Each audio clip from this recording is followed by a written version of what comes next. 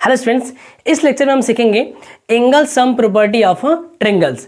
It means sum of all interior angles in a triangle is 180।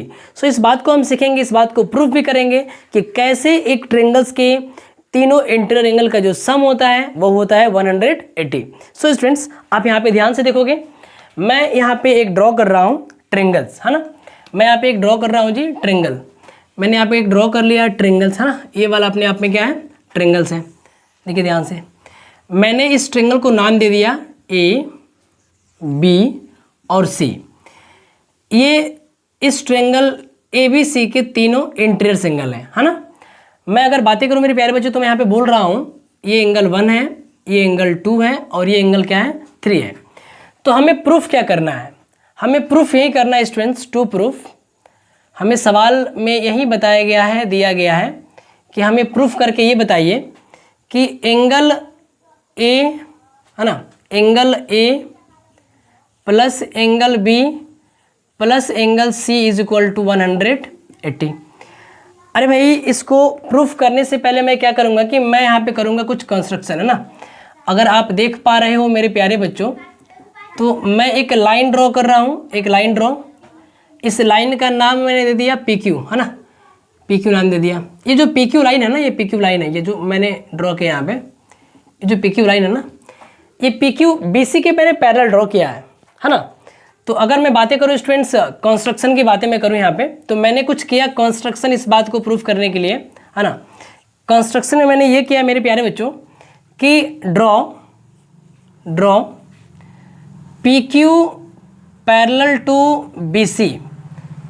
अब बात आती है इसको प्रूफ देने की कि आखिर में किसी ट्रायंगल के तीनों इंटीरियर एंगल का सम 180 कैसे होता है।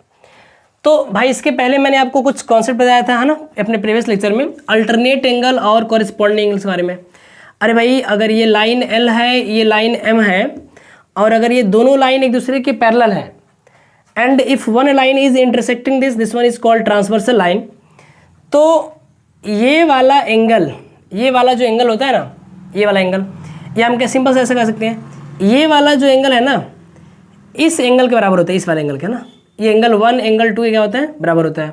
अल्टरनेट इंटीरियर एंगल हम बोलते हैं इसको, क्या बोलते हैं हम लोग, alternate interior angles, and these are equal. मैंने इन सारी बातों को अपने प्रीवियस लेक्चर में बता रखा है ना। अगर आपको ये सारी बातें आपने अभी तक नहीं देखा है, तो आप हमारे प्रीवियस लेक्चर को पहले देख के आएँ, फिर इस टॉपिक को आपको अच्छे समझें, आपको बिल्कुल 100% ये टॉपिक समझ में आएंगे। सो स्टूडेंट्स, मैं अगर बातें करूँ यहाँ पे, तो आप देख पा रहे हो कि मैं यहाँ पे प्रूफ करने जा रहा हूँ। अरे भाई, अगर हम देख पा रहे हैं तो ये पी क्यू पैरेलल है, ये बी सी पैरेलल है। अगर ये पी क्यू पैरेलल है, बी सी भी पैरेलल है, और इसको कोई ट्रांसवर्सल ए सी ऐसे काट रही है, मैंने बोला मैं मान ले रहा हूँ ये पी क्यू है और ये वाला अपने आप में बी सी है, and it is the A C, it is what, A C. तो हम नहीं कह सकते हैं क्या, इसको थोड़ा नाम दे देते हैं ना, इसको नाम दे देते हैं एंगल 4 और इसको नाम देते हैं एंगल 5। तो हम कह सकते हैं क्या कि ये जो अपना एंगल 5 है, एंगल 3 के इक्वल होगा, ये वाला, ये जो एंगल 5 है ये एंगल 3 के इक्वल होगा, बोल सकता हूँ क्या मैं यहाँ पे। तो अगर ये बातें मैं बोल सकता हूँ अल्टरनेट एंगल से, तो मैं यहाँ पे लिख सकता हूँ, यहाँ पे, है ना, लिख सकता हूँ here I can write students here P Q parallel to B C and A C is transversal,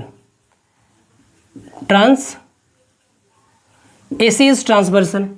तो हम कह सकते हैं स्टूडेंट्स कि जो अपना एंगल 5 होगा वो एंगल 3 के बराबर होगा। कैसे लिखते हैं रीजन, क्योंकि ये दोनों क्या हैं, अल्टरनेट इंटीरियर्स एंगल हैं, और अल्टरनेट इंटीरियर एंगल क्या होते हैं, आपस में बराबर होते हैं।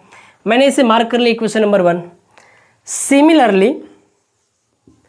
सिमिलरली अगर मैं बातें यहाँ से करूँ मेरे प्यारे बच्चों, तो आप देख पा रहे हो कि यहाँ पे जो लाइन है ना, ये वाली, ये पी क्यू पैरेलल है बी सी के, और ये वाला ट्रांसवर्सल है, ये वाला, है ना, ये वाला जिसको हम बोल सकते हैं ए बी ट्रांसवर्सल है।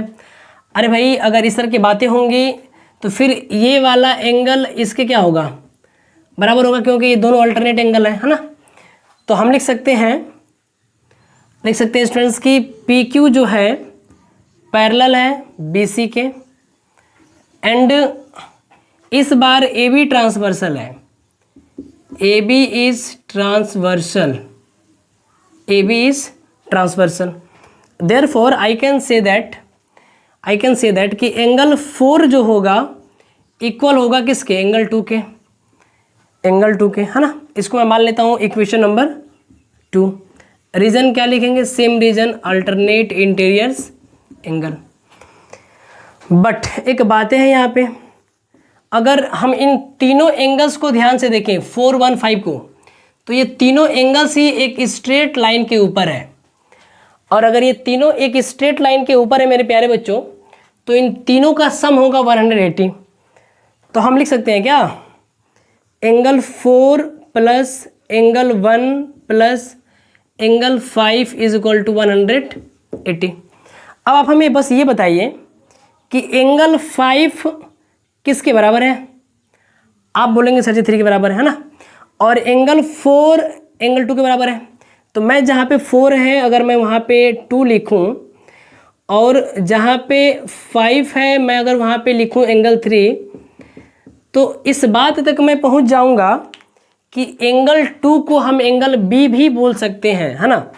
तो मैं यहाँ लिखूँगा एंगल बी, 1 को एंगल ए और 3 को एंगल सी बोल करके मैं ये बातें लिख सकता हूँ, है ना। और इस बात को मैं अगर अरेंज कर दूँ कुछ इस क्रम में, अल्फ़ाबेटिकल ऑर्डर में, angle A plus angle B plus angle C is equal to 180 degree, तो मैं इस इक्वेशन को देखने के बाद बोल सकता हूँ कि शायद हमारा ये स्टेटमेंट जो है कि प्रूफ हो चुका है ना, कि sum of all 3 interior angle of a triangle is 180 degree. Okay.